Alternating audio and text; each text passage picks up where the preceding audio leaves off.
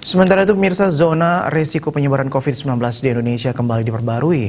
Dari data sebelumnya, Bali masih mayoritas zona merah, di mana saat itu hanya satu daerah yang masuk zona oranye. Namun, data per 13 September lalu memperlihatkan ada 3 kabupaten yang masuk zona oranye. Dua kabupaten yang masuk zona oranye dari data tersebut yakni Tabanan dan Jembrane.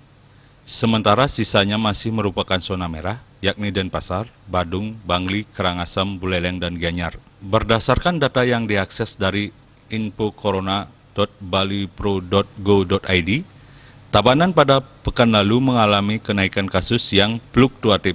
Tambahan kasus tertinggi dilaporkan pada 9 September dengan jumlah 14 pasien. Sementara Jembrane pada minggu sebelumnya ada di zona merah, mengalami tambahan kasus yang melandai pada pekan lalu. Total kasus masing-masing kabupaten yang kini masuk zona oranye adalah Klungkung sebanyak 574 pasien, Tabanan 434 pasien, dan Jembrane 202 pasien.